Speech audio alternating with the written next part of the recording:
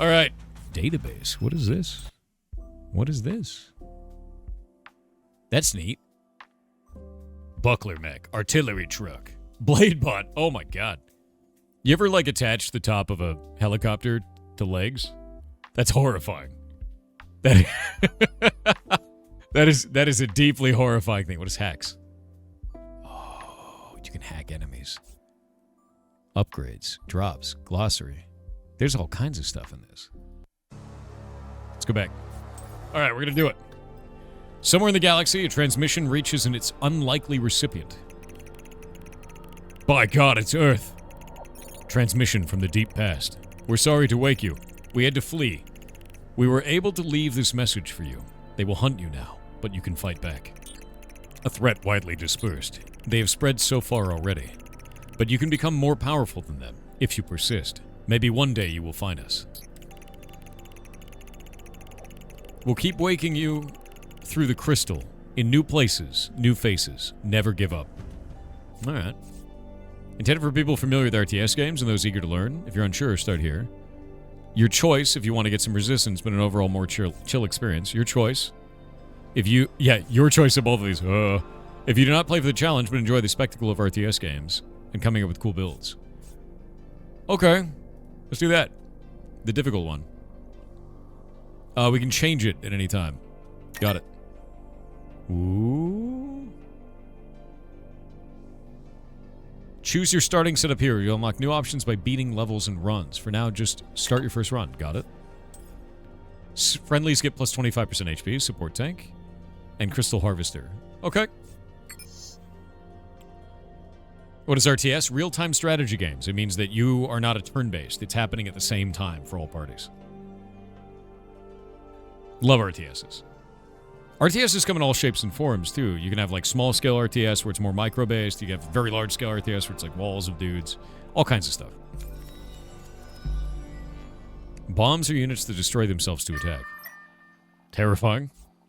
Destroy PCX base control. Okay. We're going to do a tutorial first. How do I mine? How does one mine? Do you just mine by sitting there? Are you mining? Oh, it is mining. It just sits there. All right. We can call in a crystal mill. Boop, boop, boop. Love the animation for that. Whoa. Your harvesters will always start harvesting on their own and keep searching for the next free crystal field. Build more refineries and harvesters when you need a stronger economy. That's quite cool. Another. Tanks. Produces T0 tanks. And it looks like my engineer can actually just be wherever and he just produces crystals automatically. That's quite cool. Can we produce more of these? Yeah, like so we can set up bindings for that. That's quite nice. Tank, tank, tank. It's like factories equip units for production. This way you can build your army and defeat the PCX threat. How many of these can we produce? That works. Support tank there. And I can build probably more crystal harvesters. I don't know how many it can have. Like, does it matter 1 per this, or do I want 2 per? The answer is I have no idea. So we're going to play around with that and see what, like, the capacity kind of is. It looks like probably 1 per. Can we blow up old buildings? You get 25% of its cost back. Cool. I'm seeing what all the features are for this, because RTSs are always different. They always feel different. Need more pylons in, alright? Put this guy over here. It's kind of a chill music to it, right? Oh. What are you? Scout drone, dude.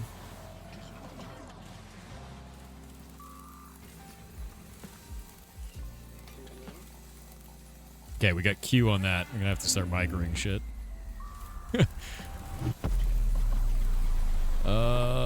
Don't have enough units for that. Don't have enough money for that. The secret to RTS is to build 12 carriers. Yamato cannon. Eat it!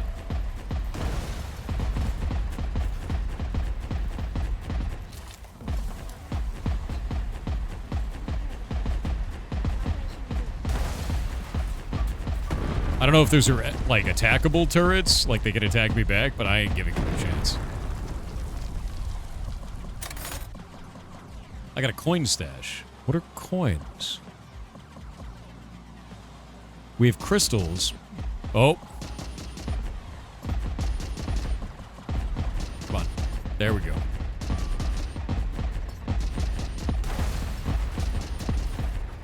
The support tanks are doing really good. Yeah, support tanks are actually doing great. So we have support tanks that heal nearby units. That's fantastic. I like that a lot.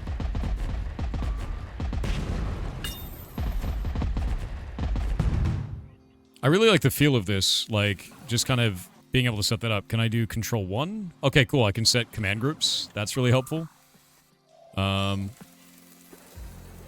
Make this go over here. Can you harvest?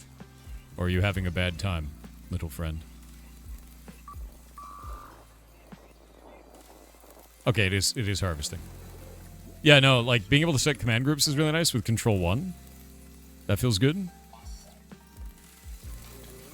Our little engineer over here is doing good.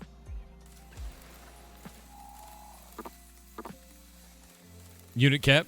Build more factories of this type. So if I want to do more of this tank, we need to build more of those factories. That's very interesting. A lot of times you won't have it work that way. A lot of the times it'll work in a way that's like, you know, like you'd have to set up multiple, like, I don't know, food kind of buildings sort of a thing.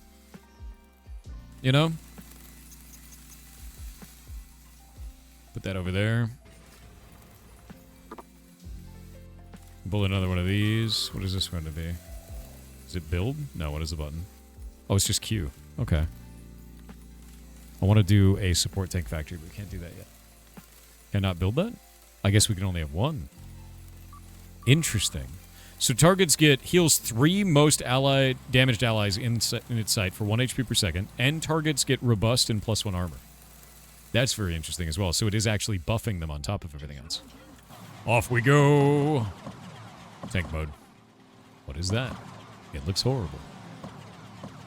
It has to die. Is that a killable? What is that? Wisdom? Oh, we're capturing it. It's a capture point. So it has map objectives. That's really interesting. Yeah, the idea of doing map objectives is quite interesting to me. It's a bomb. It's ticking. It might be a bomb. It could be a bomb. It's ticking up. We got 50 out of 90 on the capture over there. The horror. Left click it? I did. It showed that it was, it's got like a capture thing. Pays for most special abilities, recharges 0.2 per second. Maybe it's not a capture? Click to view blueprint.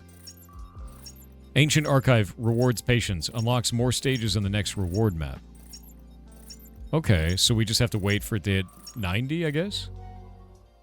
Ancient research recovered. Additional rewards await. Okay, so it did do a thing that we wanted. Nice.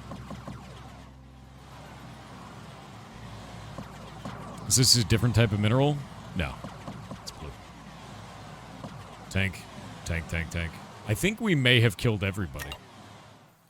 I think I may have just rushed the enemy and murdered them. There might be more down here. We'll see.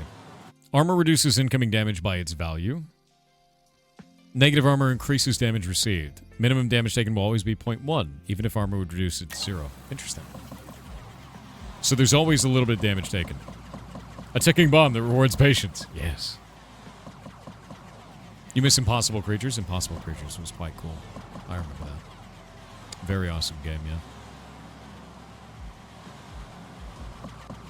It appears... Ah, what is that? A crystal tower. By capturing that, I'm gaining 5 crystals per second. Do we have to stay in the radius of it? Maybe not.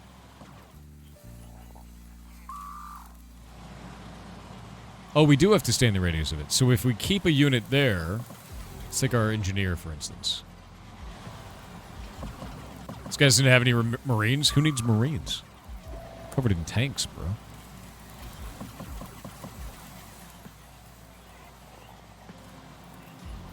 I do feel like I've beaten all the objectives. I may be wrong about that. But I feel like I have. Ah, wait. There's stuff up here. Zerg rush, tank rush, dude. Oh. PCX base control module. Oh, I just left him with his command center.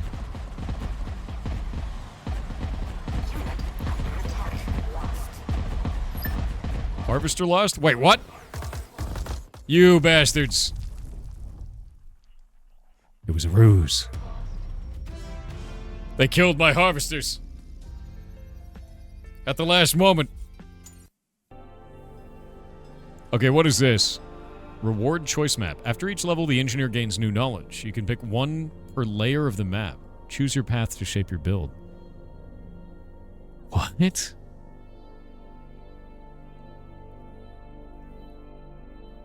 Wait, what?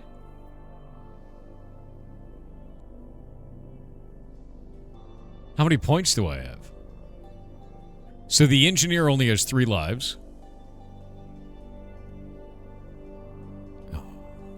Do I start at the bottom? I start at the bottom, alright. A random selection of blueprints add to your arsenal. A selection of blueprint cards allow you to construct tanks. Robos. I kind of want to get the hacks, because the hacks are global effects that last for the rest of your run. That seems overpowered as hell.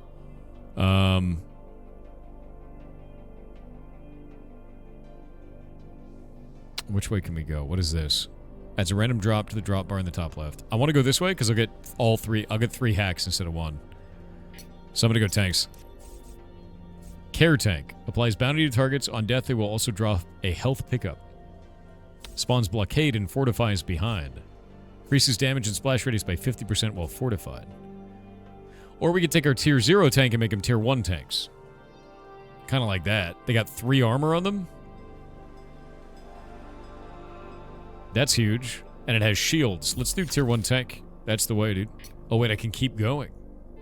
When friendlies heal, 5% chance to spawn a spider creeper.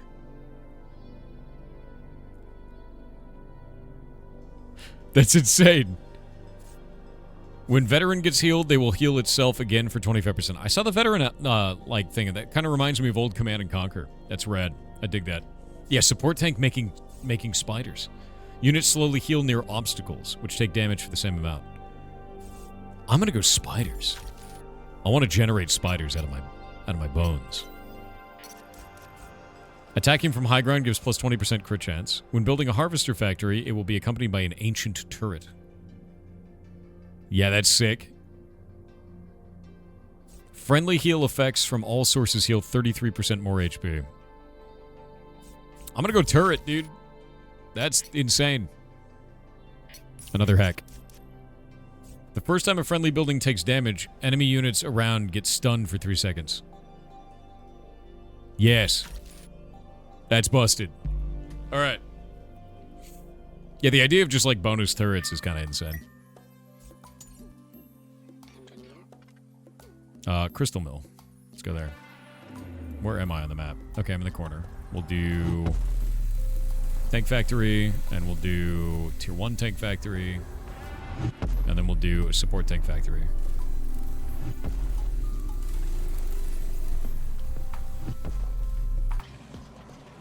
Hello, friends. It is me. There we go. Let's grab you guys. You can be control 1.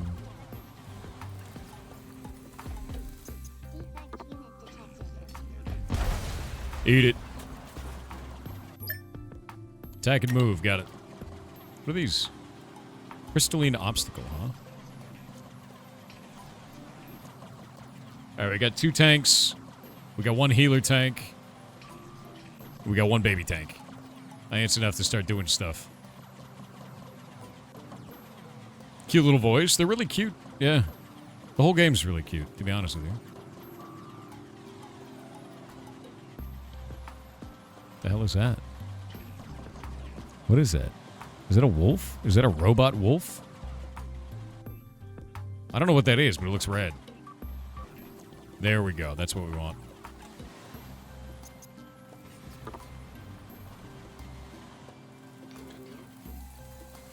Okay, we need to build some more stuff.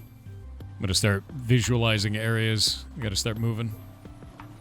Go, my little tanks. Go forth. Oh, can we not go through that? Can we destroy this? We can. You can destroy trees.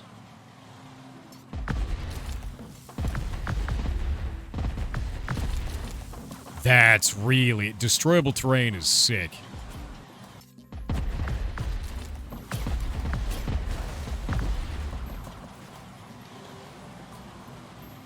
That's really sick.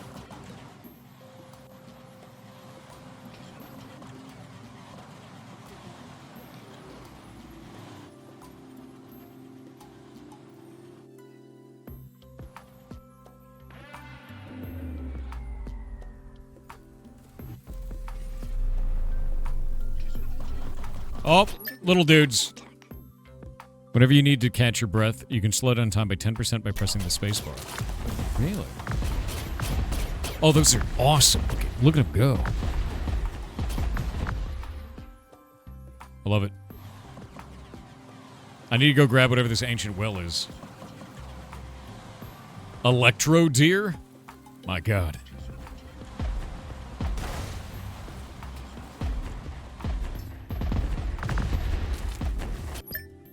High ground advantage. Alright. Let's get all the clearing out of the way so our tanks can blast. Using your specialist active ability at the right time can decide the outcome of battle. The support tank can help your army survive by adding the powerful, robust status effect. Okay. So we can grab these guys and do... robust. That's cool. I don't actually know what the Ancient Well is doing. Let's find out. Give strength to those with patience. Shows the current... Okay, so that's buffing people? What is it buffing them with? Increases damage by 40% and the size of skills and attacks with a splash size of 25%. Holy shit. Okay, so that just buffed all these guys permanently. I just have, like, Giga Chad tanks now.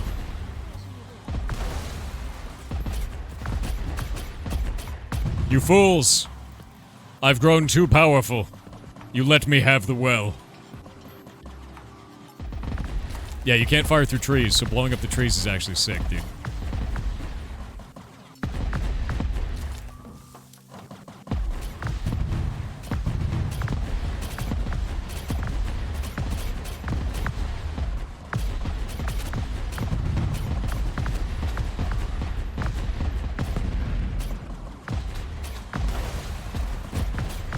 Run them over.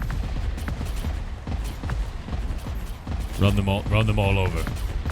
Delete everything. Oh crap. That's bad. I made a huge mistake.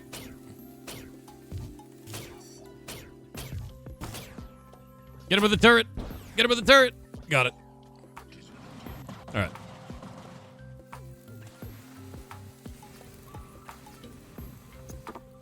There we go. Should be fine now. Yeah, Ancient Turret is sick, dude. Don't you let him die.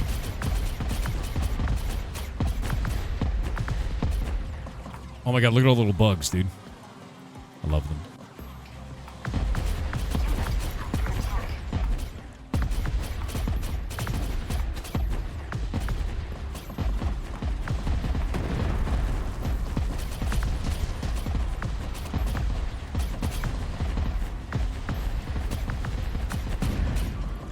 It's funny because, like, I could totally build more buildings and, like, have more tanks, but I just don't need to.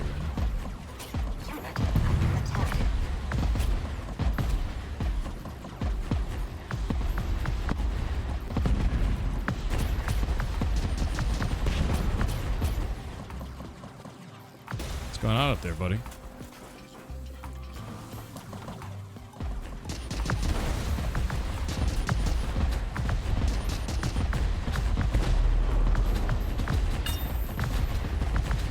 Nice. Where's my little bro? Hey, little guy. I need you to build nothing. I win. Yeah, tanks seem really solid. You don't need it yet? Yeah, I feel like this is gonna get insane. It's gonna get way out of hand.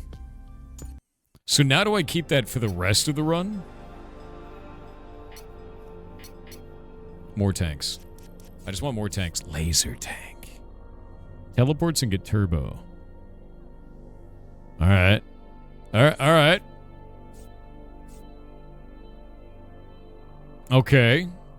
-1 armor to the enemy and drop crystals when they die for bounty. Randomly drop health pickups.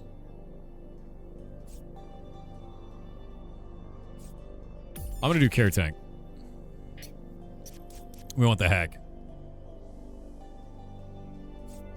As long as you only have a single refinery, friendlies heal 0.25 HP a second. Your engineer is now an AoE healer.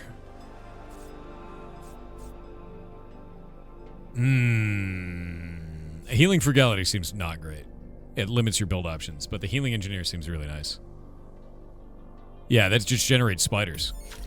I want my bro to generate spiders. How much coin do I have? I have 450. Maybe I'll go to shop. That'll give me more coins. Maybe we'll do coins and then start crystals. The increase in starting crystals seems really nice. Yeah, AoE heal seems good. I might go to the shop. We do the shop. See what it feels like. Deals massive damage in target area and leaves a new crystal field behind. Consumable. Robo drop. MG turret. Okay, so those are drops. We could buy new hacks. Unit production time reduced by 20%. That seems busted. Blueprint upgrades. Kill adds temporary +1 armor for 12 seconds, max 10. Defender heal. Drop-off point. Building becomes refinery. What? That's weird. Advanced charging, so everybody gets +1 MP a second, or at least the upgrade does. Yeah, top left is all the hacks that I have right now. I'm probably going to do faster factories, man. I've taken small discount and faster factories. I have no currency left. 20% reduced production time and -2 MP cost on every one of my abilities. I want to cover myself in as many hacks as possible, because they're global. We've returned? Yes. Destroy the core extractor. Alright. I'm going to do crystal mill. Where am I? We'll put it all the way over here, because it'll have a turret. Support tanks. Excuse me. No, come on. That's a bit weird. There we go. I need a support tank. I need tier 1 tank factory. I need a care tank. And then probably another tier 1 tank factory. Fine with me. Where's my way out? There? Control 2. Queue it up. We need more. Support tank. Care tank. Tier 0 tank. Did I make 2? I made a tier 0. That's what the problem was. That's fine. Need a little bit more fodder anyway. Support tanks first. Tier 1 tanks. Let's start getting those out.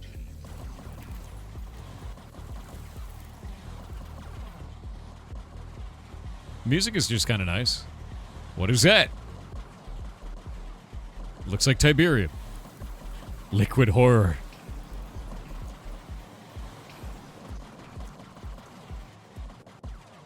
I love that the maps are like kind of tiny too.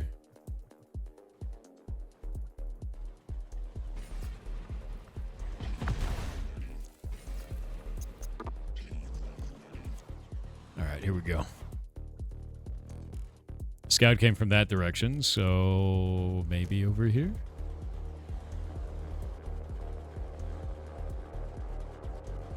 Where you at, buddy? No, you're in here. Maybe not. What is that?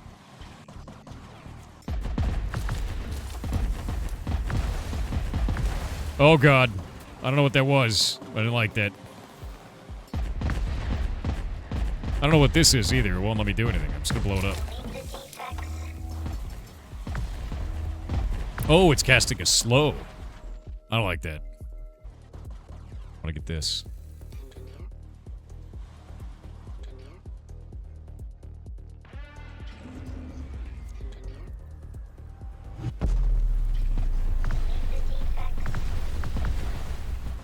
Actually horrifying?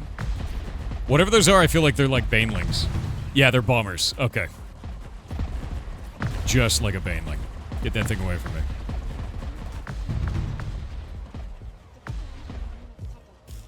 Scout blipped.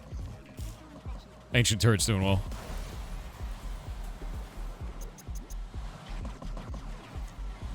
Delete the defects. Delete the defects, dude. It's all yours. Really?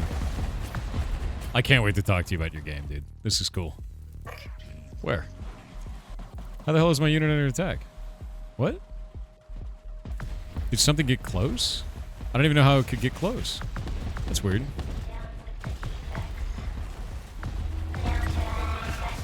Alright, here we go.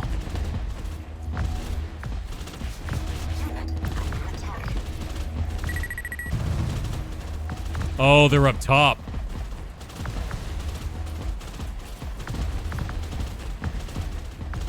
Heal it, heal it, heal it, heal it. Could you get out of his way? Micro is rough.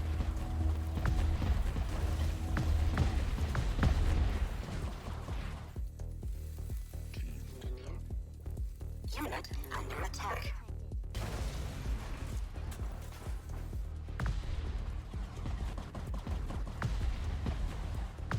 Get it?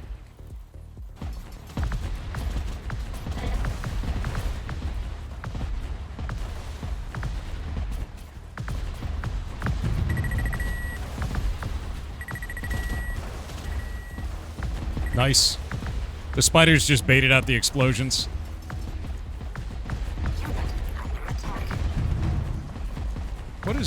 What is that? Why are you doing that? What? My crystal harvester's like, yeah, I'll get that. I don't know why he did that. That's quite funny. We're doing okay right now. They can't do this forever, and I definitely can.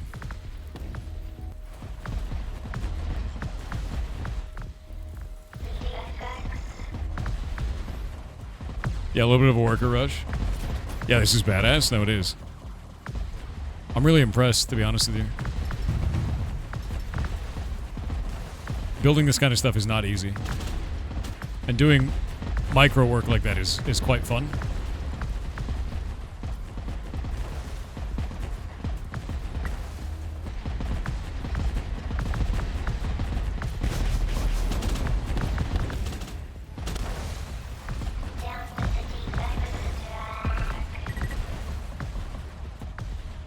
Okay, let's go down here. Unit under attack.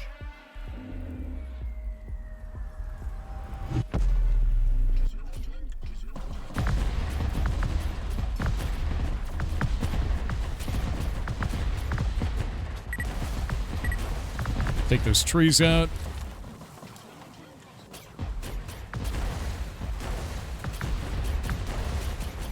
Yeah, I think I got this.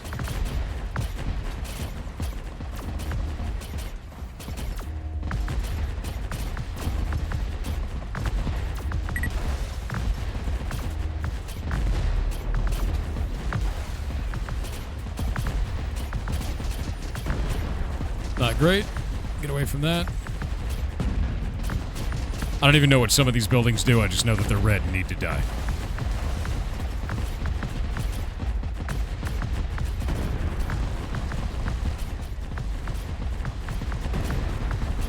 And all of my troops are now, like, seasoned veterans.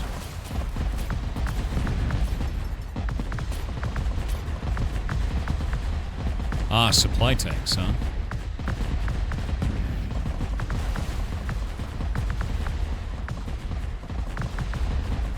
Red means dead, dude. Yeah, 100%.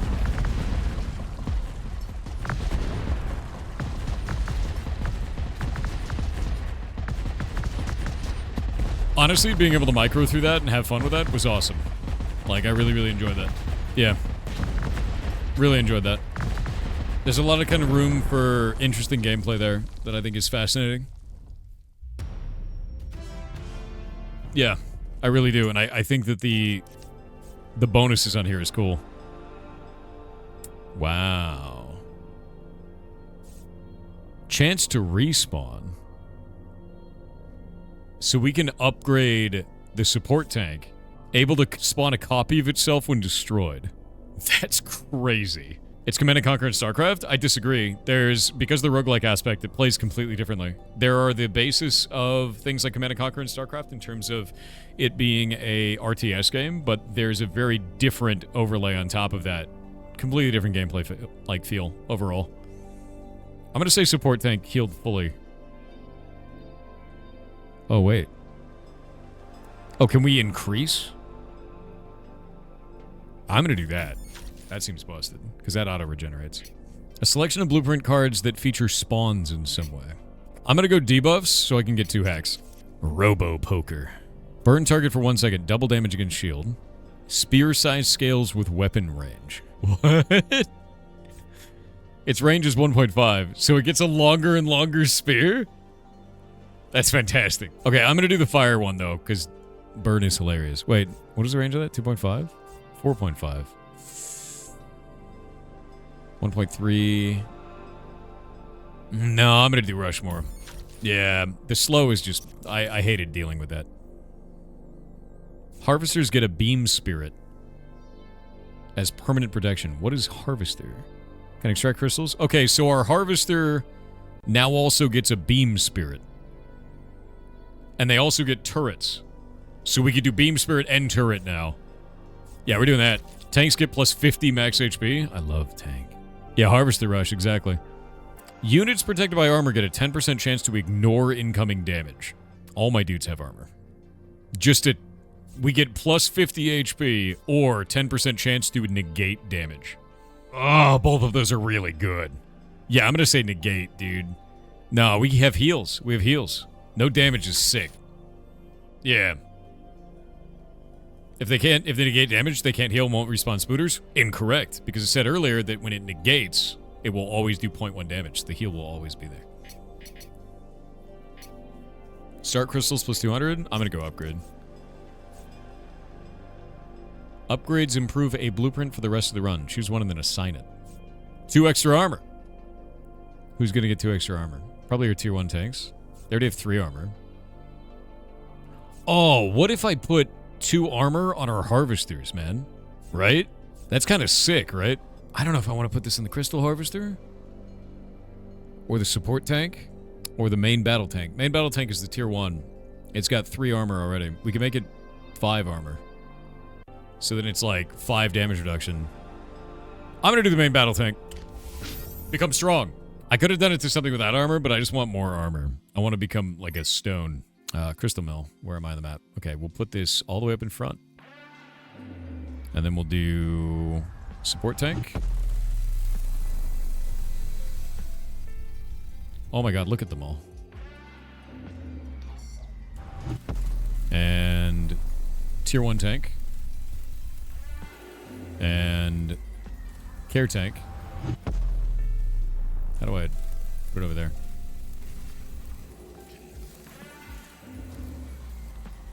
Oh, this map is very small. Wait, what are you guys doing? What is happening here? Where am I going? Oh, we're going up this way. Oh, that's weird. Weird map. Really weird map, actually.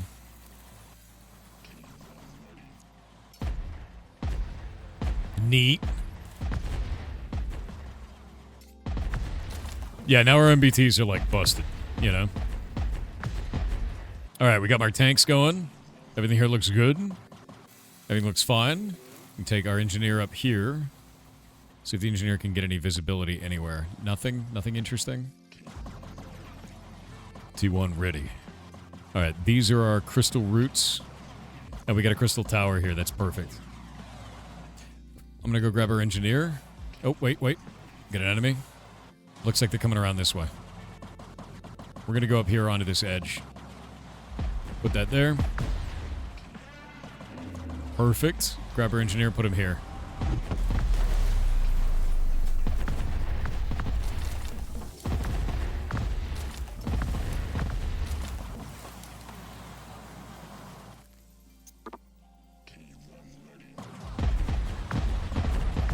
Nice, they have a rush now. That's kind of cool.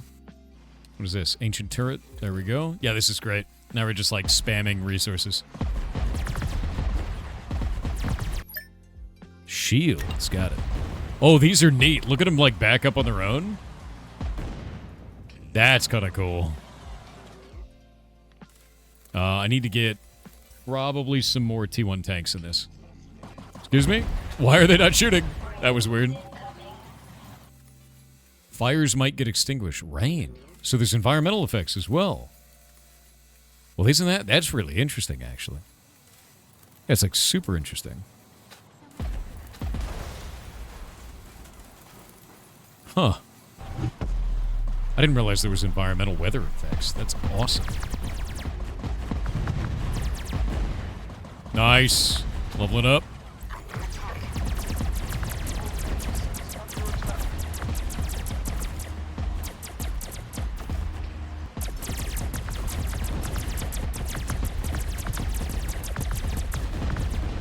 Horrifying. Got it. Deeply horrifying. I need more support tanks.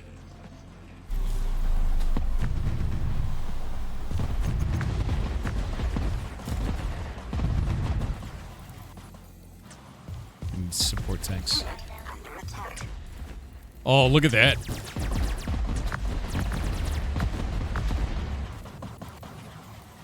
The little zaps off of these are awesome, actually. Yeah, look at that. Hey, what's going on over here? Get out of there. Leave my little base alone. Look at them go. I love this. What is that? A decelerator. All right, let's see here. I'm going to grab... Where's my support tank factory? Can I not build another one of those? Why? You cannot build more of these buildings. Build more factories this type, but I can't build more factories that type. Okay, so support tanks are like a limit. There's a limit for that.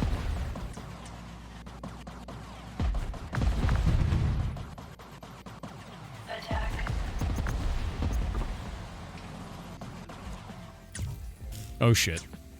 Oh? Oh? Okay. You know, I'm less worried about it now. Sir, I need you to... Thank you. Can you just do whatever you're doing to do there? Thank you. Thanks. My God, there's so many of them.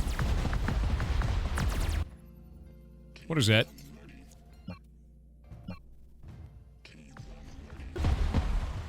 I love the time focus ability. Can we see the Rushmore unit? Sure.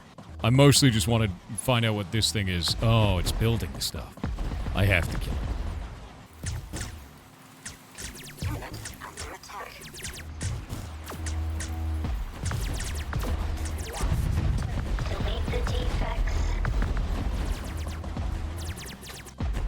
No, my dude! You must live.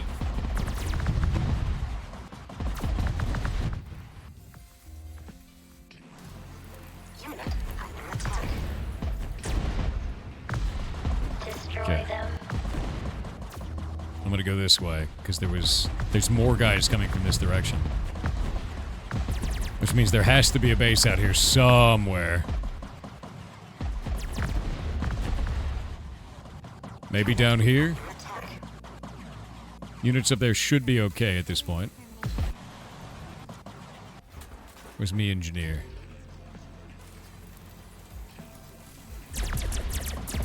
Oh, wait. Eat it! Nice. Alright, where are they coming from? The turret's stupid useful. I love it so far.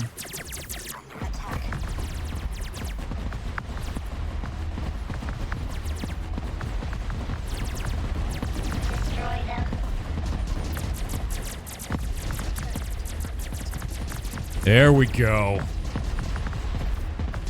Rip it up.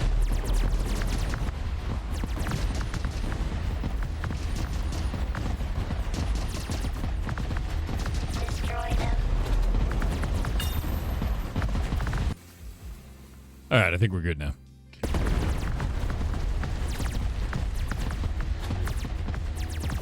I'm really glad to destroy the Clanker Menace, to be honest with you. It's a fantastic time.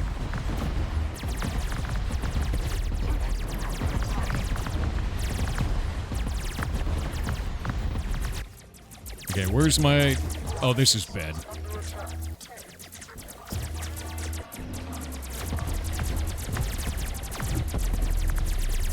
Not great, not great, not great, not great, not great.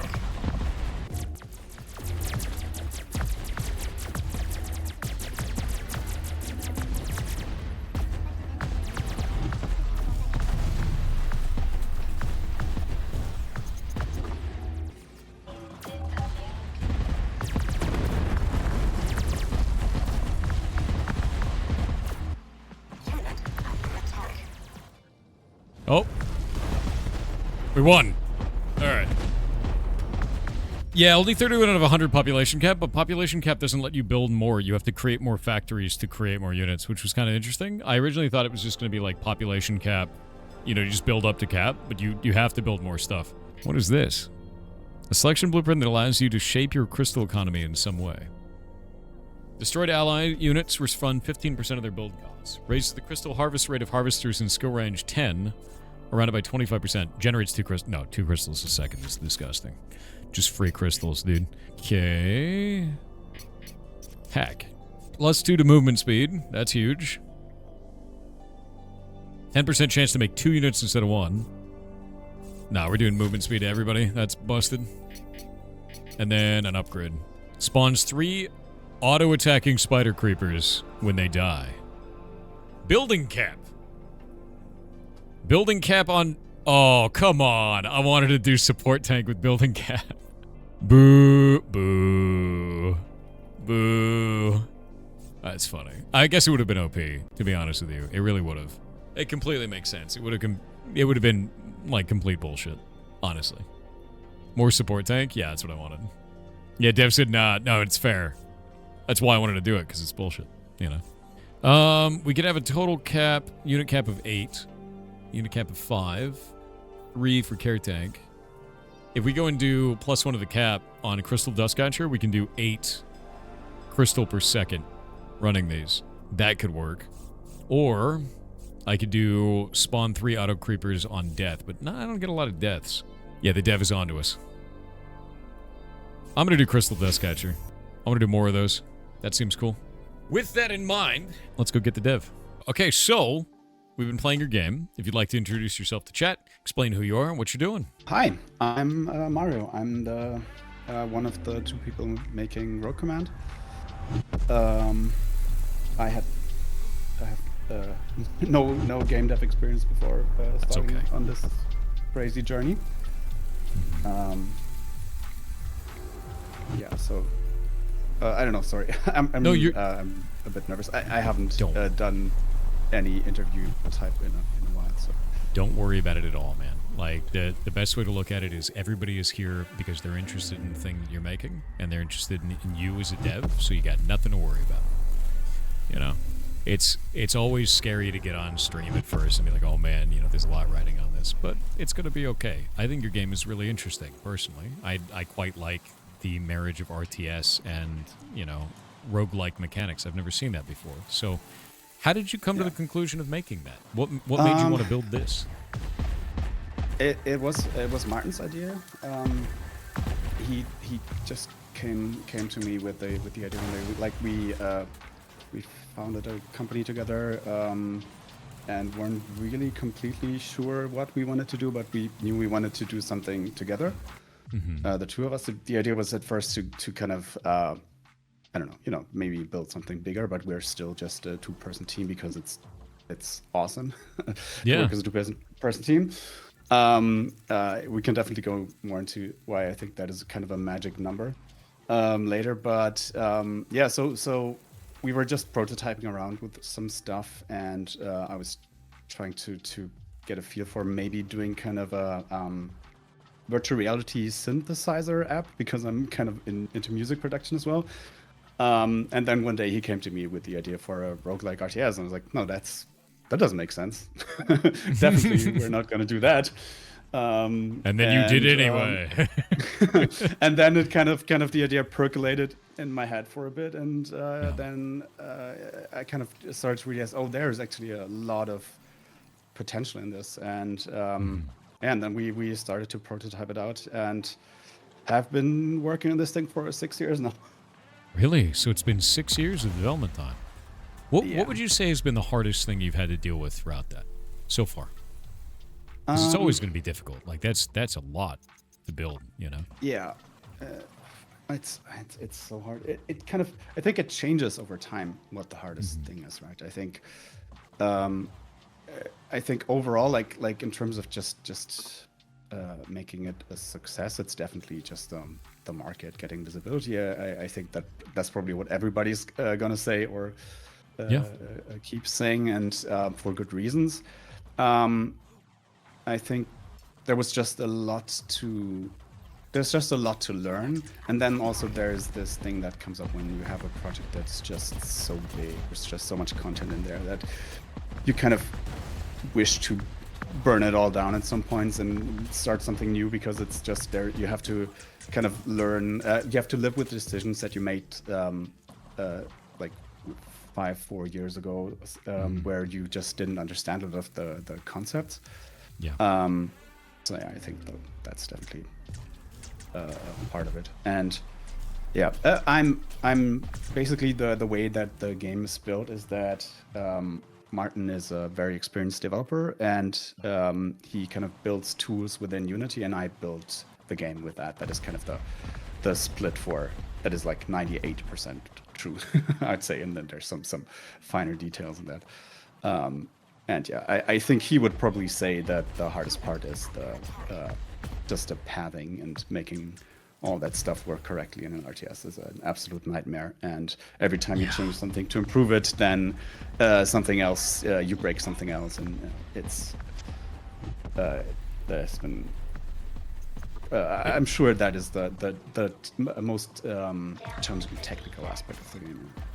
No, that's fair. I mean, like it's always really difficult to build anything, and when you start adding pathing and AI, and you know, you guys have a full working RTS, you know, robot enemy. That's not easy to do. Like that's a very difficult thing to accomplish, and you've managed to pull it off here. And I you know, kudos, especially on a 2-man team. Did you guys have any contractors or anything, or was it just you guys? No, we only have contractors. Like we work with people for localization, and we have someone who did the key art, and we have someone who does the trailers for us. But everything that's in the game is from us. There's some UI stuff that we are using a couple of assets, but nothing that is really like a big part of the game, like the options menu. But for the most part, it's all kind of hand built.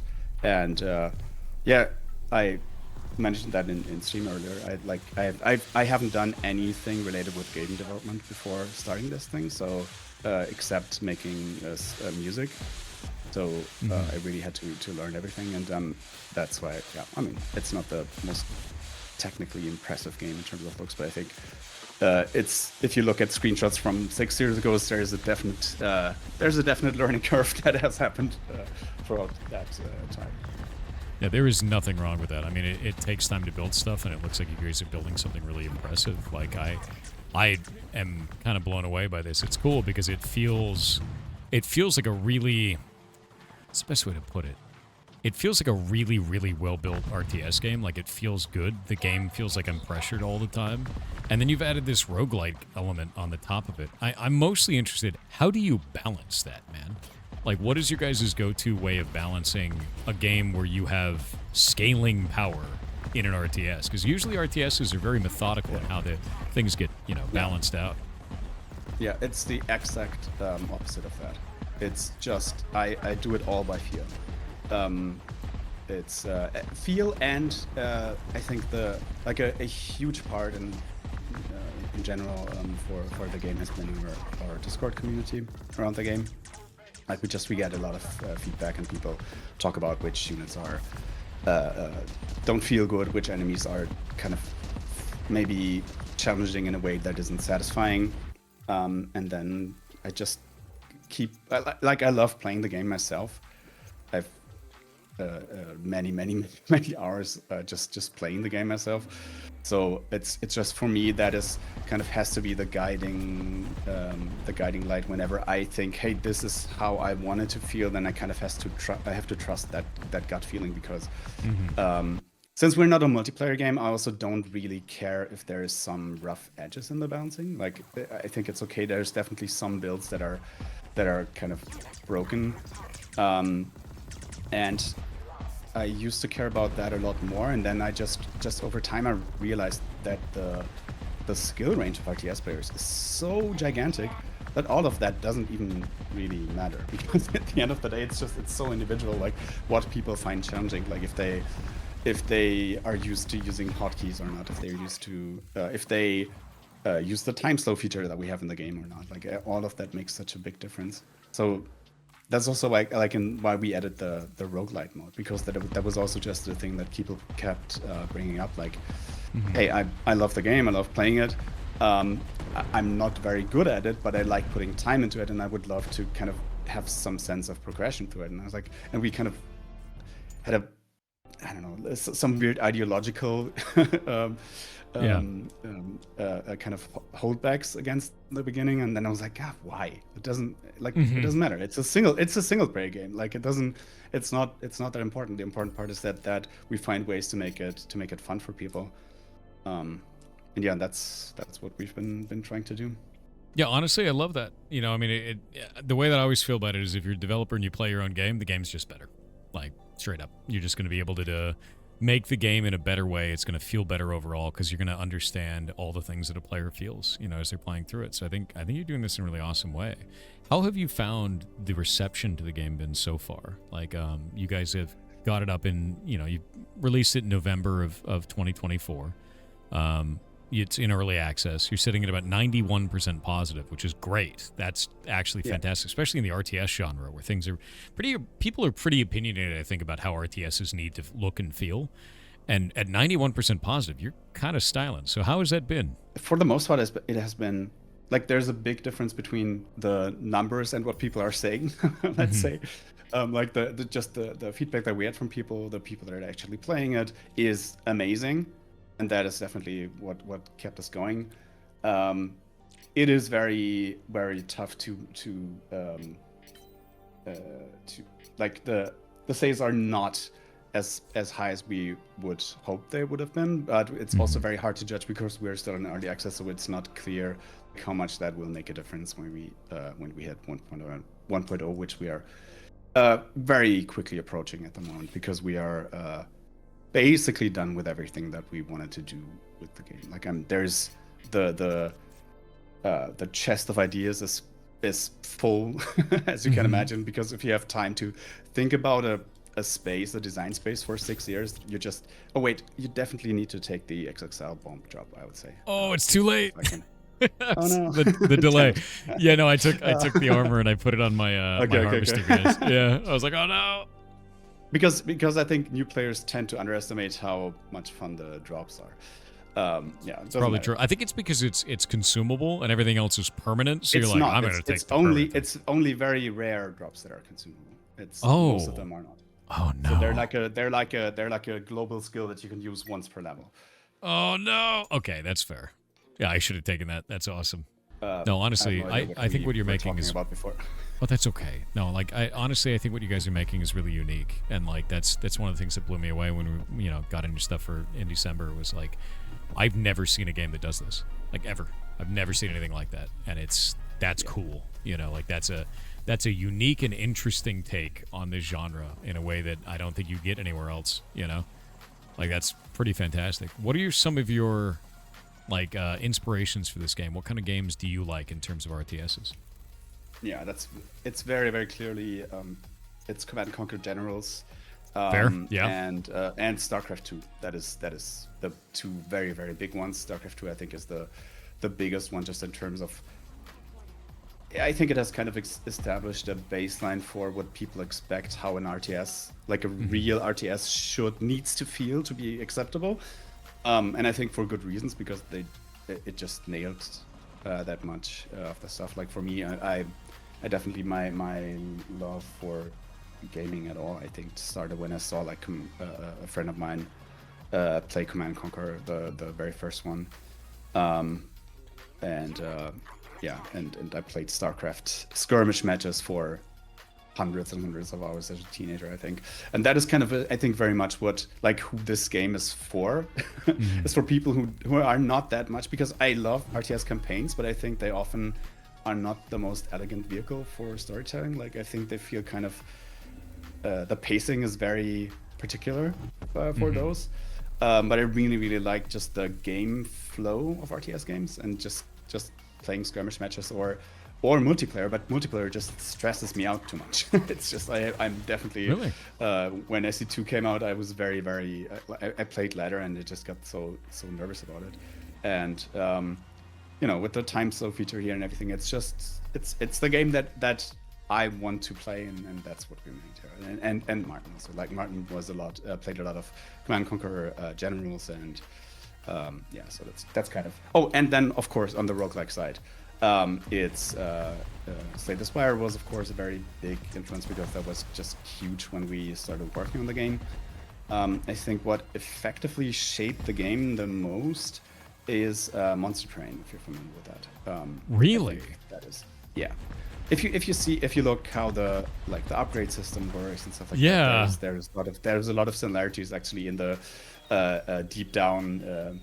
I just never to would have how it is. expected that. I guess that's really interesting. Yeah. Yeah, it's because, you know, it's we had to make the roguelike, had to find it somewhere, and we actually called it a RTS roguelike deck builder for the first, I don't know, like 2 years or maybe 3 that we were public with the game, and then we kind of dropped the deck builder because I think it just sets, like, that is not the main focus of the game, so we kind of wanted to underemphasize this a bit in terms of communication. That's fair. Yeah, but so that's kind of how it went. Honestly, I think that's awesome. It's I've never seen a game that works this way. I've never seen this at all. I think it's very, very interesting. I think what you're doing is cool, and it's unique. And unique is hard. You know, like, you're building something that no one does. You know, like an RTS. An RTS roguelike is just like an unheard of sort of thing. You know, it's a wild combination. I find that fascinating. Yeah. It also definitely has drawbacks, because you need to explain more in terms of marketing, outreach to people, and also just for the players themselves. You just have to make more kind of put the effort in that people actually understand what it is. Yeah.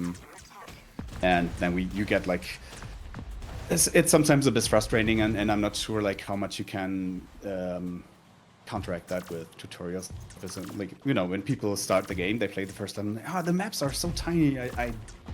That's just you know, it's just a boring, super unchallenging game. And I'm like, well, that's the first level of a roguelike run, right? You're supposed to, like, the boss level will be a lot more larger, challenging, especially if you go into the difficulties and into the ascensions, like, you know, the kind of the typical roguelike drapings that maybe RTS players aren't that familiar with. Yeah. But I think, like I said, like, overall, if you read the feedback from people, or if you watch people play it in stream and that, it's overall it has been very, very, very, very positive and very rewarding. And I think otherwise we would have kind of definitely not kept working on it to the extent that we have. It's just if I have a Discord like of a couple hundred people, and they actually talk about your game, it's an amazing feeling, and very, very rewarding. And it's also, and again, like, I think that is one of the biggest things for that. You cannot start playtesting the game early enough, and you cannot do it often enough, and actually, like, watch people play the game. No, I agree. I think that makes complete sense. I almost just got annihilated when we were talking about difficulty. Like, they were just like, "Yep, here's a bunch of dudes," and the AI is quite good at it too. Like, it definitely tries to play around your weaknesses, which I thought was fascinating. Like, can you talk a little bit about that, about developing for an RTS game? Because that's something that's not simple to do. I find that very interesting. Yeah, the AI has gone through 3 major revisions over time. It's actually a lot simpler than I think it seems. And I kind of don't want to spoil how it works. Oh, fair. I'm happy to do it like because I think it's super fascinating when you watch people play a game and then they're like, oh man, they saw that I was moving here and they try to flank me, when the truth is it's kind of more there's some randomness to their decisions, and they try to attack from different angles, and they send out different armies. So it does happen pretty often that if you don't have the map covered in things that give you vision, that you just will not notice that an army has kind of snuck by, and then they get kind of the event gets triggered that says now we're attacking, and then they just come from multiple sides. So it's and you know it's this what's it called, pareidolia, the thing where we see faces and everything. I think we have the same with behavior, right? We see intentions behind the It seems smarter than it is, kind of a thing. Yeah, exactly. And it's mostly just based on our own lack of map control, I guess, is the best way to put it. yeah. Because I was like, where did this guy come from? And I just find this tiny little base over here. When I play in the editor, I often I have just a hotkey to reveal the map, because I often have to test things and actually see what's going on. So that kind of takes away a bit of the magic sometimes. The mystery. And the people who have played it for lots of hours also, I think, are very familiar with the different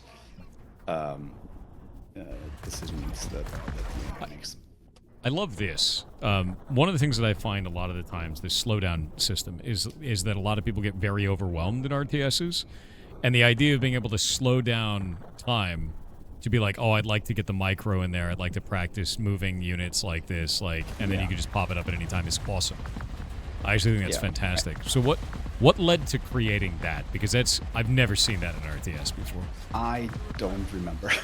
Really? That's totally fair. It was because it was a very, very early decision. And I think it was just you know, we're both in our 40s.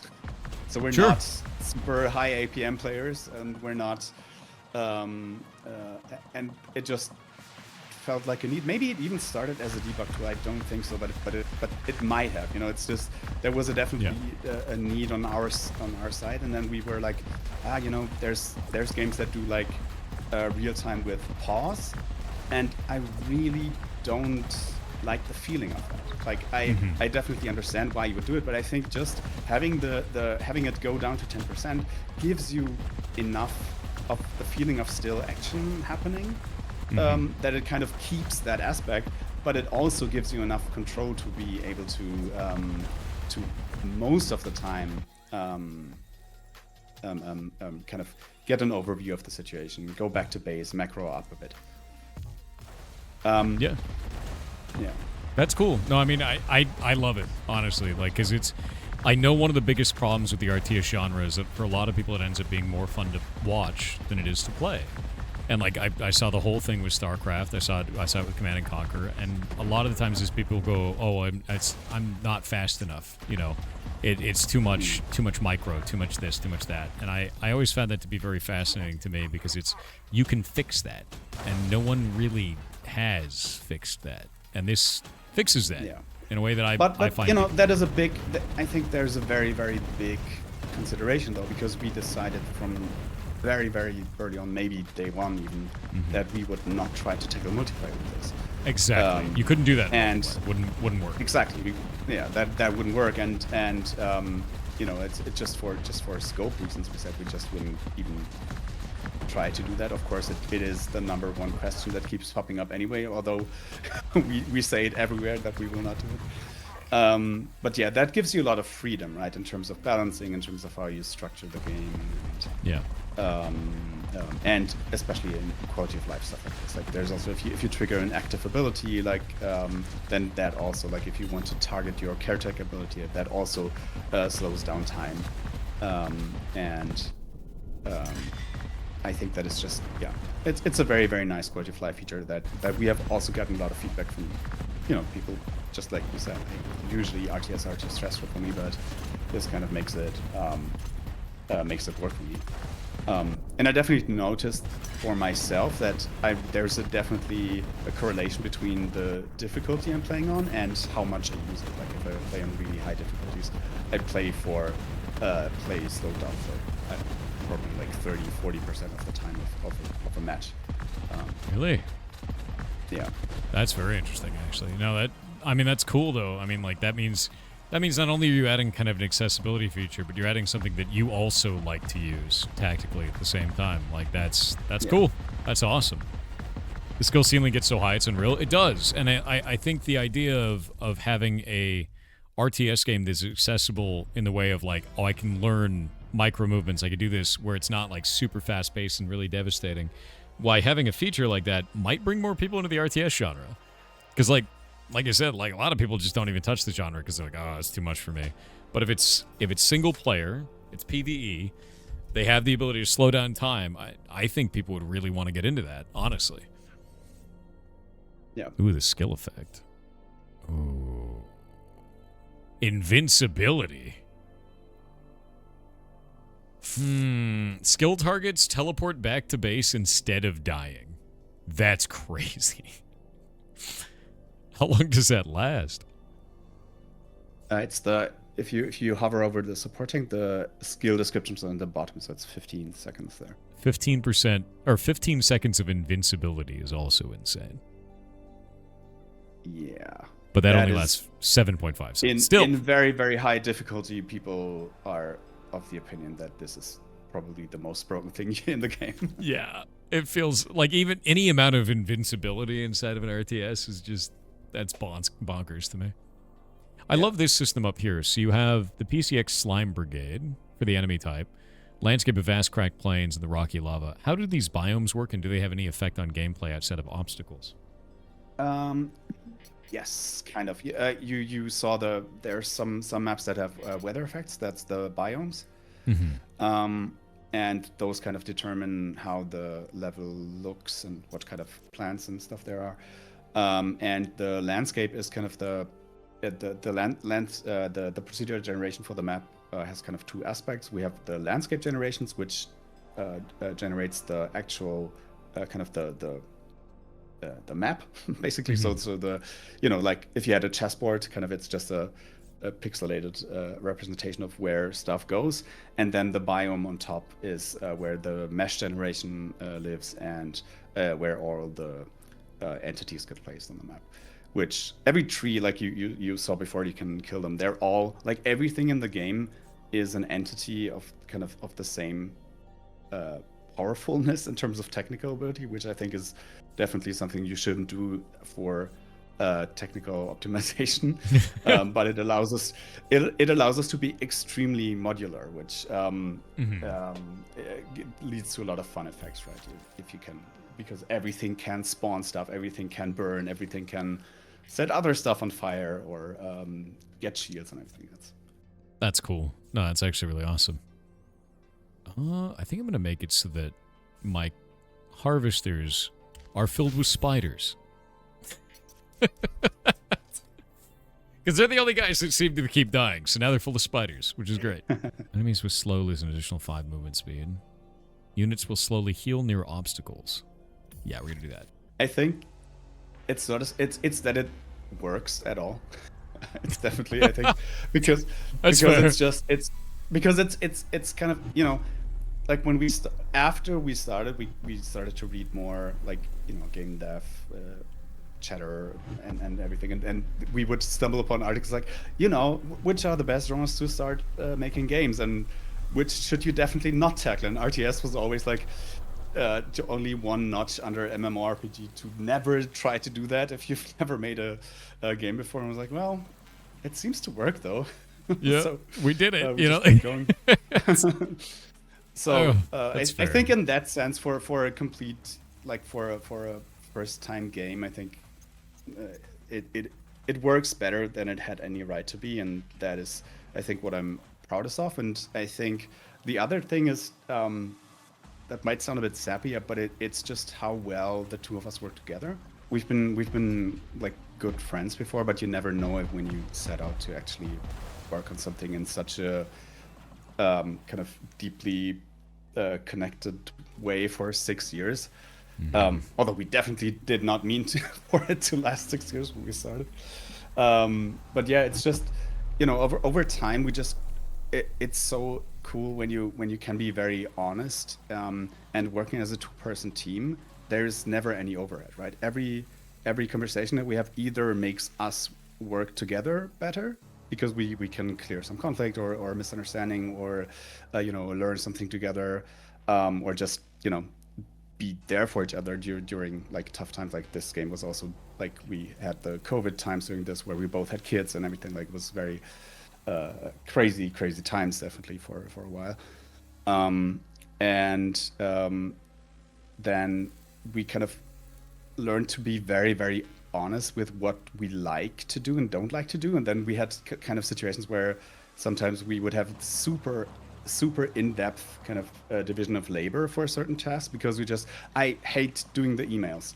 Well, what exactly do you hate about it? Well, I hate, looking for the contacts. Well, that part actually is really fun for me, so I'm gonna do that. And I actually like making the, writing the text. So yeah, okay, then I'm gonna do that. And then we kind of, there were certain tasks where we just split it up really finely grained, because because we trusted each other not to get kind of pissed off if we said, look, I know I was supposed to do this, but I really don't want to. I really don't feel motivated for that. And of course that doesn't always work out this nicely, but it's just overall over time this has led to I think to something where we were able to shoot way above our team size in terms of scope and hopefully also quality. You punch above the belt like entirely, because like building something like this with two people is just kind of unheard of, honestly. It really is. Like building an RTS even with the team, like a team, is difficult, especially with all the balancing and everything goes into it. But you guys built an RTS roguelike game with two people. And you have a community for it, and it's positive, which is just like already so rare with this. So no, you guys are awesome. What do you think is the most, like, I guess, what do you think this is going to be kind of a call your baby ugly thing. What is that? That's horrifying. One moment. I have to run from whatever that is. Oh, it's a slime. What do you think your game does the worst? And I know that's always going to be a really difficult thing, because it's literally calling your baby ugly. But every developer has something, Yeah, for sure. I think contrary to what a lot of players believe, I think most devs are actually the people who are most critical of their own games. Yes. I think actually, I feel like balancing is actually still a really big issue. Which is totally fine I think for newer players, it's mostly fine, but the people who put into a bit more time, like, you just get options where you feel like, well, this really, like, I've tried this hack 3 times, and it just never really made sense in a build that I had, and stuff like that. Let me phrase it maybe in a different way. I think there's some content that maybe doesn't justify its presence in the game in enough. And that is something that always really hurts me to see when I see people play the game, like, man, yeah, that is too weak or something. And that is definitely that is one of the main parts that I still want to get better before we call it a 1.0 release, because I think in terms of just the technical stuff and everything, we're basically we have the package that we wanted to have. Fair. Yeah, no, I mean, getting to a 1.0 when you're in early access is a very difficult thing, especially when you're doing an RTS and you have some ideas about how it needs to change, anything like that. Is there anything the community can do to help with that process? Like, do you have a feedback forum? Do you have ways that people talk about this stuff?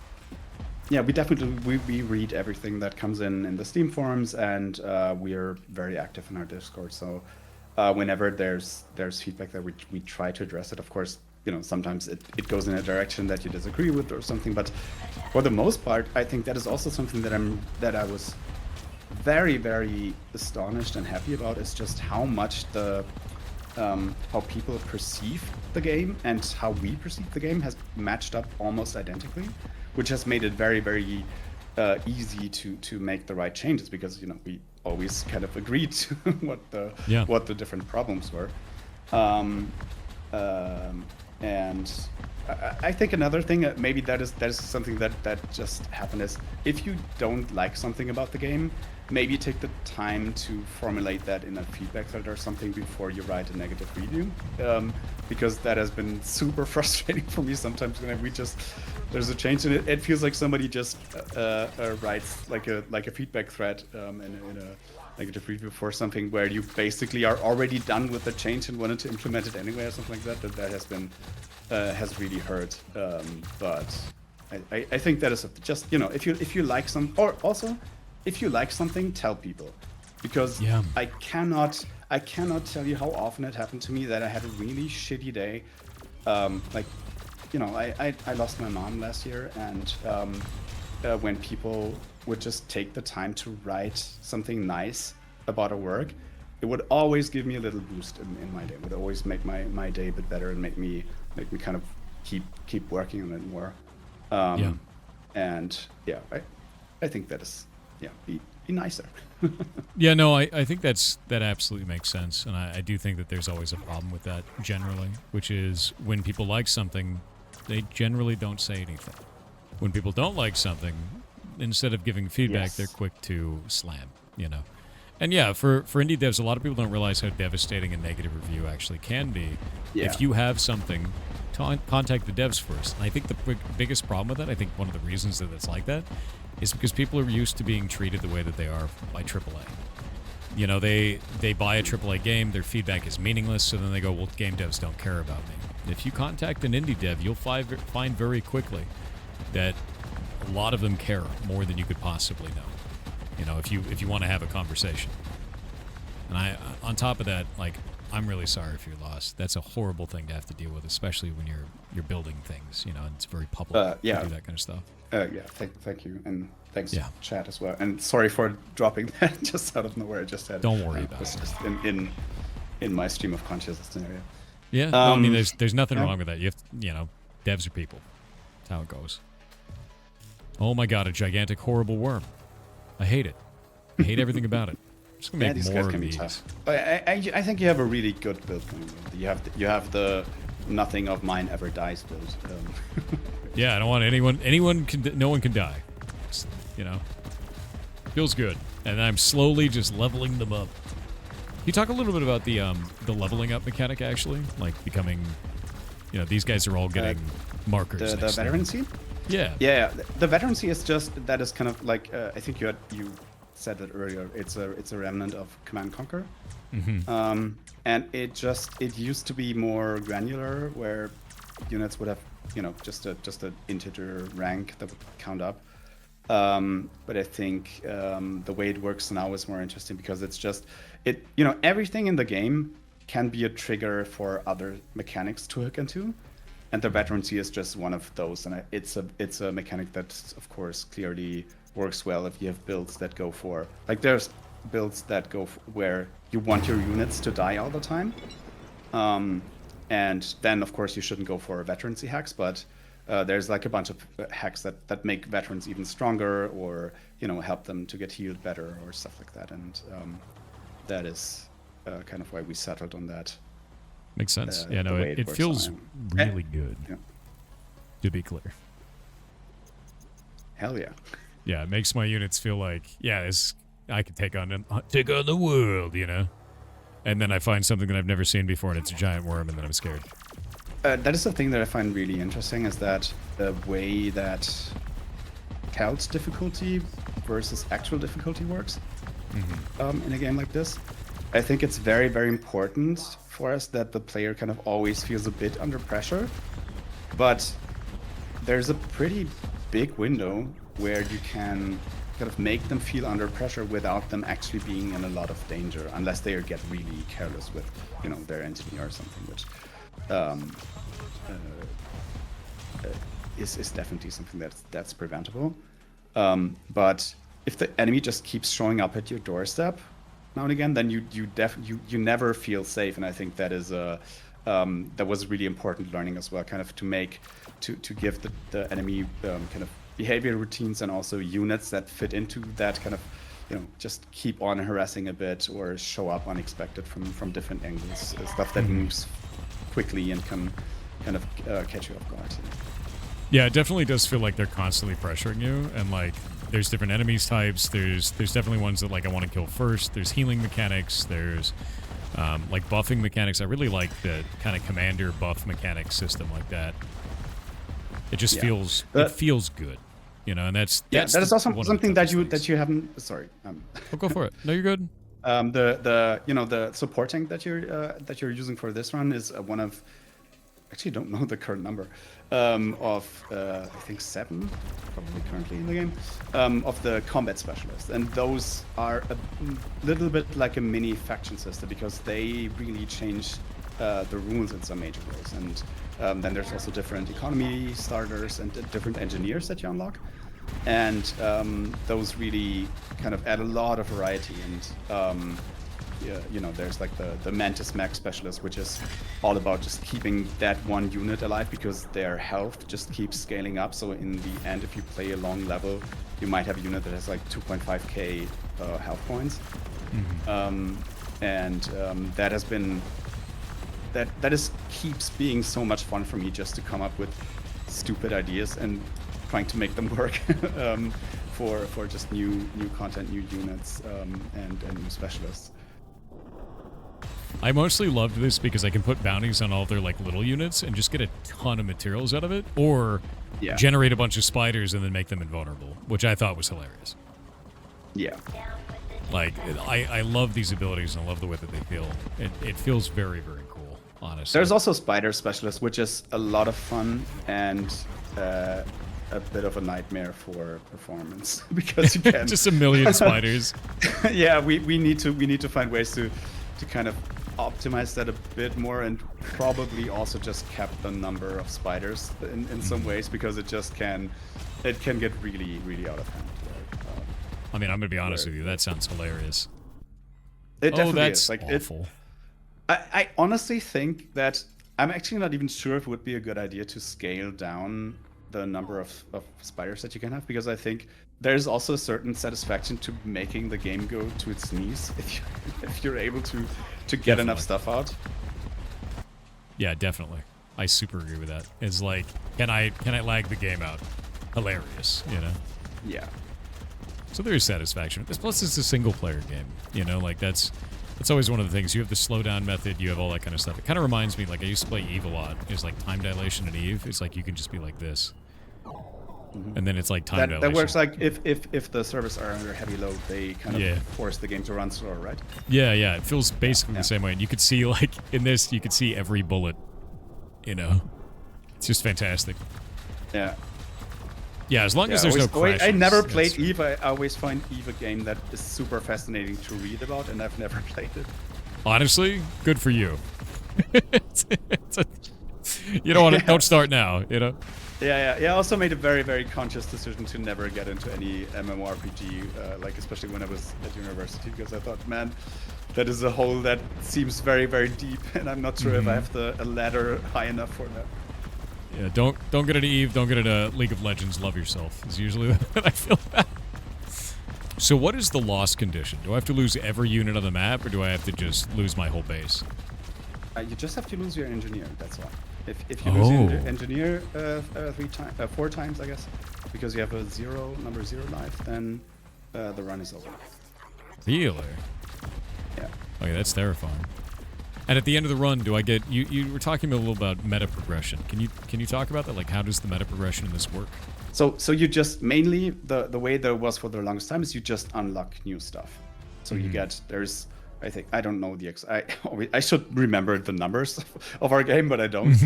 There's just a bunch of units and super weapon buildings and hacks and upgrades that you will just unlock over time.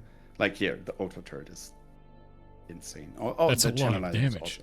That's a lot of damage. I'm gonna do that. Yeah, but you have to. It has to be. It's a super weapon kind of type of building. You have to activate it use it. Really? Okay, I'm down. Yeah. That sounds cool. Yeah, and there's just tons and tons of stuff that you unlock, and then on top of that, also for every like you have a profile XP level, and for every XP level that you unlock, you get like 5 battle archive points, which you can see when you start a new run, or actually you can see it in the deck overview as well. Top left, you can look at your deck, and then you also can Show all your look at your cards. battle archive. Yeah. Oh, Yeah, that's and then cool. there also you can also look into there's a new button there, top left now, which is a bit clunky, but yeah, no, the atom looking one. If you click that, that is the meta progression tree. So you unlock points for this for every XP level and for every difficulty that you beat, and that kind of allows you then to get Yeah. four choices instead of 3 for your stuff. You get rerolls, you get tons of different ways, and those are also I found way more interesting than I would have thought, because it allows you to push into different aspects of the build, even in harder ways, right? Because you can just go for really quick melee builds and stuff like that, which is crazy if you have the spider specialist or the robo zombie specialist, which can spawn zombies from fallen units.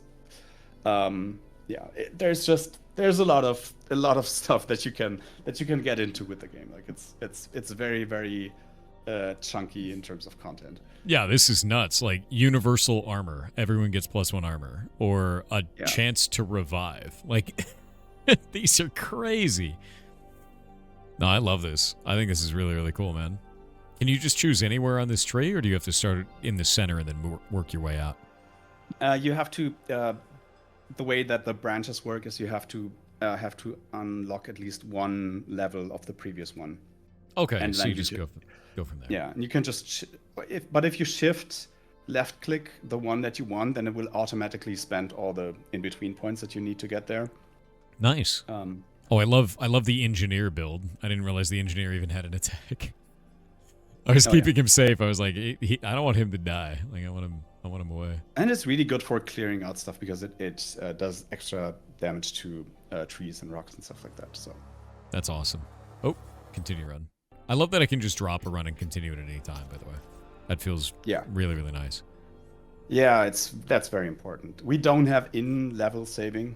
That would be a huge nightmare, but you can quit out. Also, if you accidentally started a new level, you can still go out in the first 2 minutes without losing your run, because we felt it kept happening to me. It's another one of those things where I just played the game so much, and it got really frustrated if I accidentally clicked next just out of flow, and then I realized, oh shit, I had to do something here.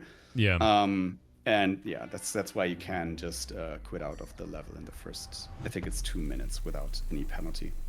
Cool. I mean, this feels really good. It feels like you guys played all the time, and you've given it a lot of love. Like, so what comes next? What are the things that you're working on most difficult? Like, what are the things you want to work on right now for this? Like I said, it's mostly I want to work on the balancing between the player arsenal things, basically, all the units, all the hacks. I want to go through that and make sure that there are no things that you kind of never want to take, and want to get rid of the things, or not get rid, but kind of tone down the ones that feel like you would be an idiot if you get offered this one and you don't take it, then you would be an idiot. Like, it's fine if they're not even. Like, I don't care about that at all, because it's so situational that often things that somebody, like, I've heard this thing is completely useless, or this thing is super broken about the same thing from different players so many times Based that on I how they really play. don't. Yeah, because it's just so different. But there are definitely some things that are just plain better, to an extent that they kind of. I don't want stuff to be so good that it makes other stuff lose its value in the game. That is, sure. I think, and that is the goal, and that is what we kind of have to work on. Except apart from that, we're mainly doing like quality of life, polishing, adding options that people have been asking for in the options menu, stuff like that. And I think, and then for the most part, that is there's some more content coming. Like I have some new specialists prepared, and then it's gonna be like, you know, reaching out to people and trying to get a good 1.0 launch, and then I think it would be awesome if it goes well enough that we can support the game for a long time. And if not, then I want to send it out in a state that we can be super proud of. Yeah, I think that is the goal. I love that the care tank can actually just heal nearby buildings too. I love that. I think that's really fantastic. I think that's very cool. It's just so interesting to see all the different combos, you know? I just noticed that it's still missing the description that it actually has a passive heal that doesn't get mentioned on the card. I was going to say, I didn't think that was in there, and then I was like, oh man, this is cool. Yeah, no, that was the first bug, and the only one that I've noted for the stream here. That's fun. That used to be very, very different. Whenever we would get like a video or a stream, there would be like 2 pages of notes afterwards for, oh my god, this is broken and that doesn't work. And that's always how it goes, though. Like, to be honest with you, you'll always find something that's wrong. You'll always... Oh, not great. I didn't realize there was a base of dudes over there. Thankfully, I have a hack that makes it so that they can't just roll over me. Oh, yeah. The moment they attack the building, it, Yeah, that's a very, very good hack as well. Yeah, anything that I see that's crowd control, yeah. That hack is kind of one of the ones where I'm a bit torn, because it has I think the third specialist that you unlock is the rush beacon, which works a little bit like the creep tumors, except that it's also a turret, and you can just, you know, you can build 3 of those, and then you can every one that you build can spawn 1 child, and that can spawn another child, spawn another, and so on. So you can just cover the map in those guys. And of course, those have a crazy synergy with that hack, because the enemy just takes like an hour to shoot its way to your base if it gets stunned all the time. But on the other hand, you know, that is the stuff that is what I'm a bit torn about, because that stuff is why the game is, I think, awesome. And I don't want to break the broken things, because that would kind of break the game, if that makes sense. Yeah, you don't want to break the fun. You know, I mean, if this was a competitive multiplayer game, I'd totally understand. But you know, it's a single player game, and broken stuff can be incredibly fun in you know, the settings like that. Yeah. So I get it. I really do. I think broken stuff is super fun. I think it has to be kind of unlikely enough so that you don't run into it all the time, or you feel like you have to lost my turn. Restart if you don't get one of them. Ah, man. That sucks. You could also use your tank drop if you get rushed. You have that is a reusable one. That is true. I think I just need to put better unit management and not be dumb about my super turret or ultra turret placement, because I put it in the wrong location. We just added a patrol command that you can just have your units run back and forth in your base. I should do that. I think I'll set that up next. Overall, I gotta say, I'm just really, I'm very, very proud of the game, I have to say. I did not expect, like, when we started this thing, like, I still have, like, I don't think it's the very first, but one of the very first builds that we ever made of the game. Mm-hmm. And I boot it up, like, I don't know, once every 6 months or so. Because it's so cool for me to see this is like how it looked in the beginning, and how it worked, and how it does now. Have you released that on like YouTube or anything anywhere, like shown that off to people? Because that is always super inspiring to see where it's gone, like where it's come from, where it's at now. I think I intercut some gameplay from that in a devlog at one point, but not in a kind of big way. And I think I also made like a post at some point where I kind of show that off a little bit. But yeah, I thought about actually putting that as DLC, but I think that is a very self-indulgent thing, because nobody except you cares for the very, very bad first version of your game, probably. You'd be surprised. You'd be surprised. Kind of amazed by that, to be honest with you. A lot of people really like to see that kind of a thing. You know, I mean, like, I don't know. People like seeing the inside scoop on things, I guess is the best way to put it. Yeah. Well, we are almost at time. Been showing this off for about 2 hours. I didn't even realize it'd been 2 hours. Like, I'm having fun playing it and talking to you, so I didn't even realize we'd been going for 2 hours. Do you have anything that you would say to newer developers that are just starting out? Like, any kind of advice you would have? It's a lot of fun. It's definitely the most fulfilling work I've ever done in my life, and I think if you have anything that is playable in any form, don't shy away from showing it to people. Do not think it's too early. It's never too early. You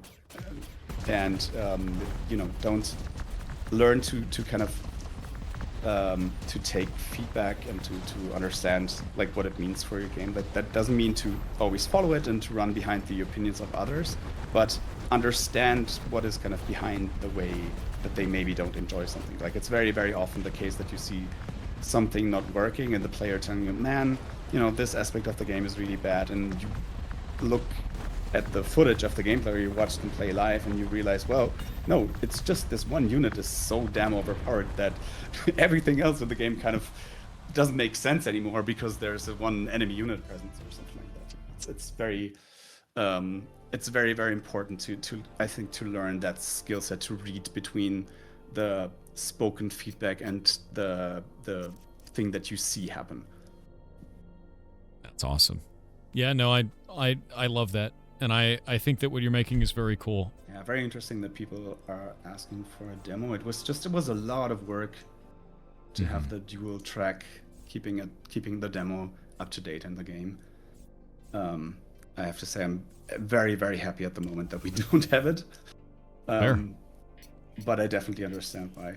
I gotta say though, like, I feel like I don't really understand the need for it anymore because you can't just refund everything on Steam now without any repercussion or having to justify it in any way.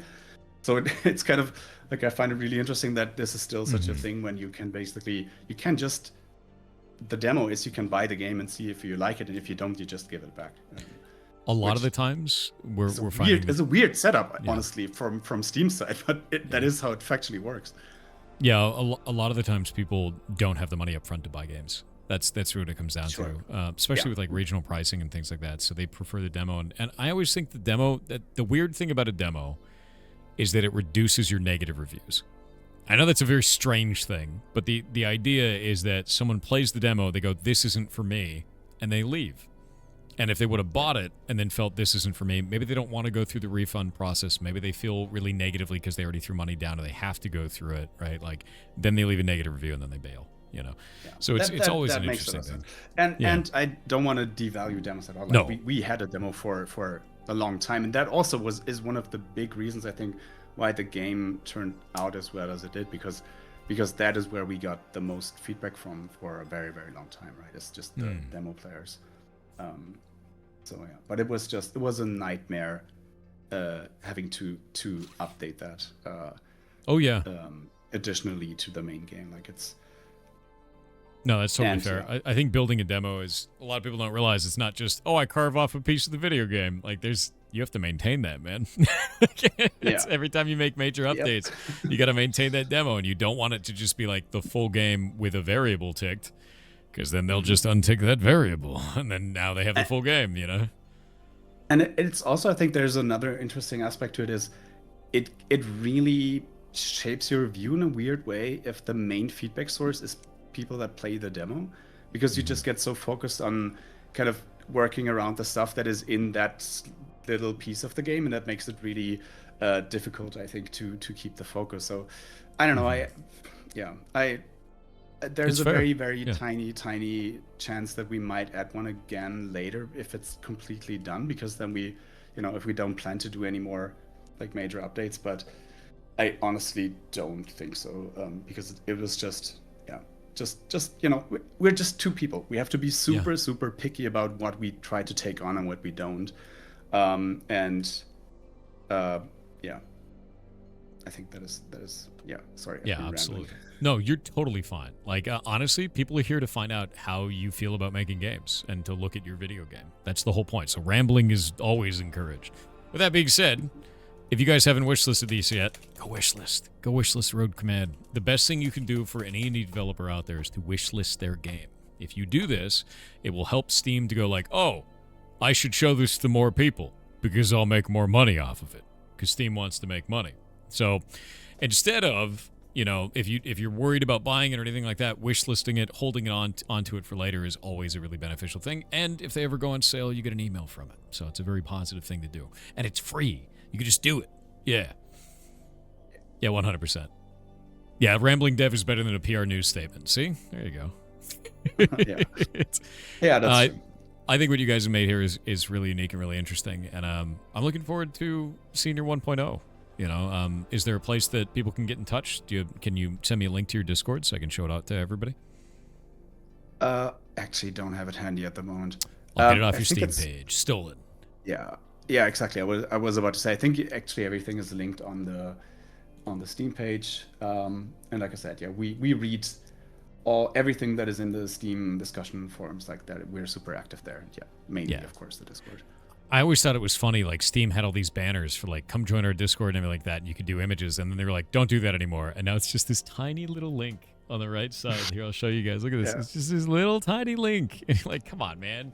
Like, like people want to find the devs, but like, yeah. But no, I'm really impressed. This is super fun. I really enjoyed this. I kind of want to play this on stream some more, legitimately. Like, I thought it was a blast, and I want to see your progression system and go through all that. Yeah. So I mean, I definitely wouldn't be unhappy if you did. Yeah, well, rock on. Well, thank you very much. This was very nice. Thanks so much for having us. Yeah. And also, yeah, thanks, chat. I've been reading. It was so heartwarming for the huge majority of it. That's very nice. I'm really glad. Yeah, and thank you very much for being here. And it was very lovely talking to you. And I wish you the best with your game, man. I'll talk to you later. Thanks. Have a good one.